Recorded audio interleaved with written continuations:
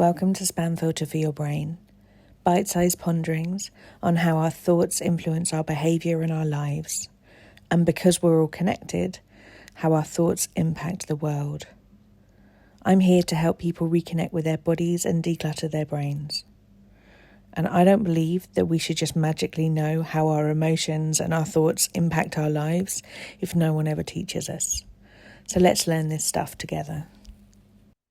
When I first heard about coaching, I had no idea what it actually meant.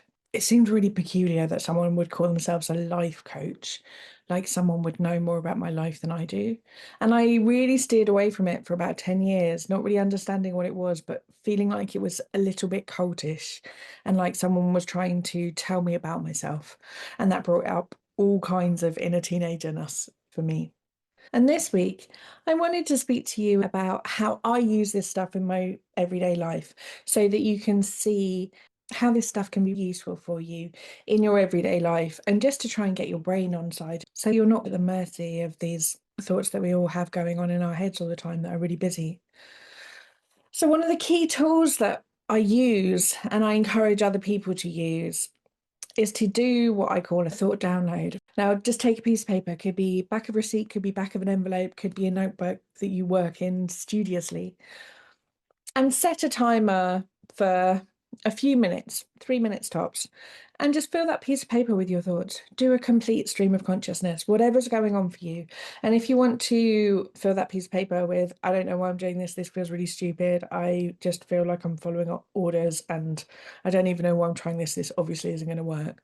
Like, write it all down, whatever comes up for you. And often, I find more often than not, what we uncover is something that's bubbling away in the background that's bothering us. And sometimes we come up with a thought that is like, wow, I had no idea that that was lurking around in the background, disturbing and disrupting my day. And I just had one of those instances, and I wanted to come on and record this podcast for you today to show you how I work through this stuff in real time, because I just landed on a thought that really shocked me that it was sat there. So I was doing this free writing exercise that I do every single day because I know what my life's like if I don't do it. And out popped this sentence from my brain: if I was thinner, my life would be easier. And I was like, okay, I mean, systemically, that's probably true. Thin people do get treated better than fat people. And then my brain went, if I was thin, I would have to admit that everything going wrong is all my fault. It's like, wow, that is one hell of a demon to be lurking around in the background. And I paused on this thought with all the tools that I teach in self-care school. And I noticed what was going on there. And rather than judging myself for having it, if I was thin, I would have to admit that all the stuff that has gone wrong is my fault. And I paused and I thought, okay, do I really believe that everything has gone wrong? And I invite you to just pause for a minute and think, what would you do if that thought came up for you? Because I'm sure a version of it does. If I had X, then actually I can't get that thing because I'd have to admit that everything else is my fault.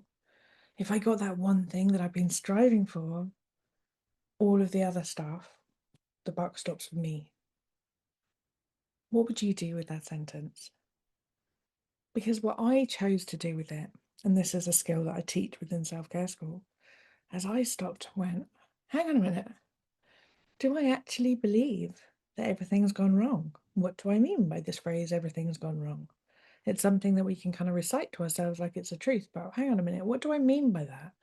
And I peeled down a layer and I was like, oh, I mean, my life has gone wrong. And I paused and I sat with that for a minute. I was like, do I really believe that? Do I believe that my life has gone wrong? Because I kind of enjoy my life.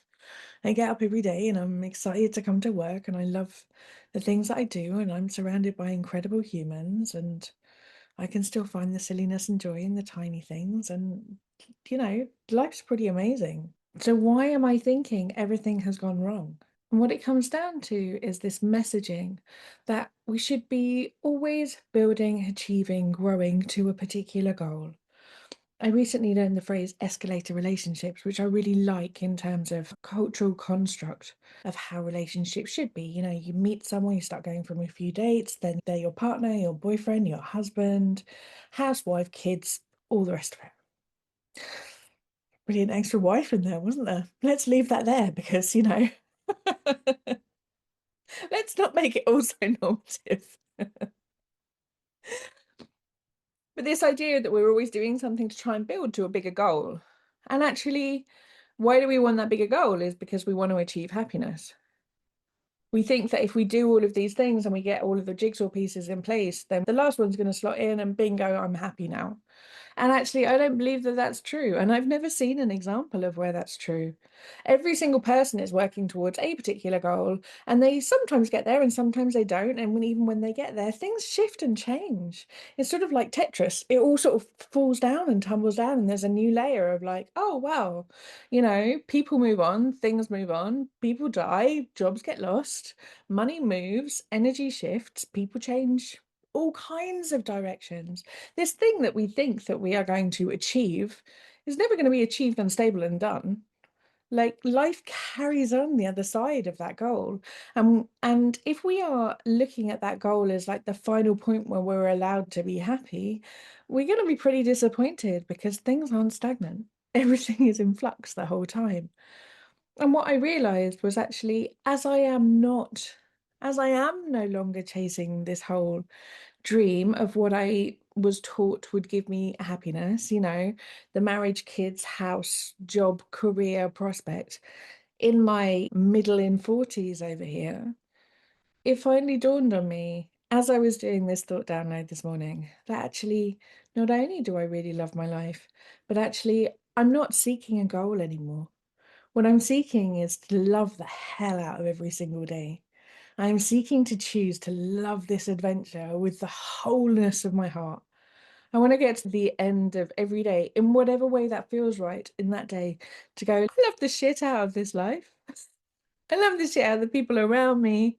And I always try to be kind. And that's really important to me. I think kindness is a vastly underrated value. So do I think that my life's gone wrong? No. But will it impact my everyday, my decisions, my actions, the way that I feel about things, the things that I do put out there and create? If in the background I have this little murmur, if I was thin, then I would have to admit that everything going wrong is my fault. Self-care school teaches this magnifying glass where we can just kind of like take these little parasites out of our brain and go, hey, what are you still doing here? This is not my messaging. This is not my work. This is not my beliefs. And you got to go. This thought over here, you got to go. And I teach you how to work this stuff through, how to stretch it out, how to put it under a magnifying glass so it dissipates.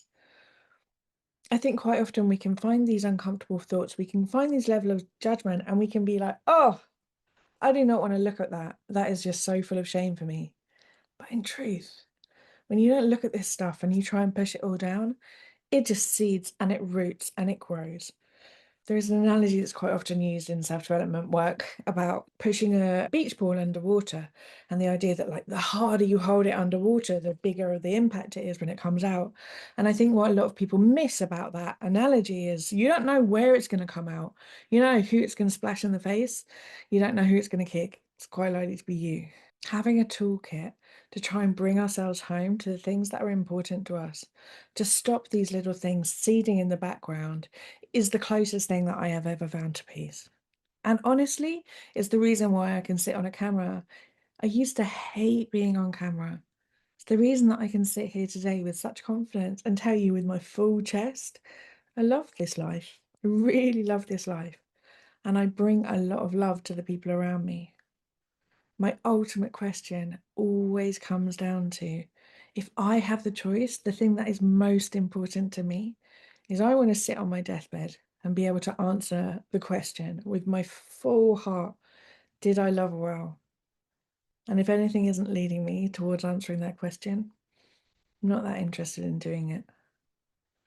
If you'd like to be able to unpack some of this stuff yourself, so that life can just feel more joyful, more breezy. And so it can feel like the greatest adventure of you trying to navigate how we play, how we jump from problem solving to problem solving, rather than thinking that we're just constantly climbing this escalator to get something which is forever out of reach. I'd love that for you too. Do come over to Self-Care School, where we teach this stuff to ourselves and we learn from others. It's packed with courses. You get weekly group coaching. You get a lot of the inside of my brain. There's learning for all kinds of styles. There's a workbook library. There are courses. There are things to listen to, things to fill out. There are places that you can communicate with others about what's going on for you.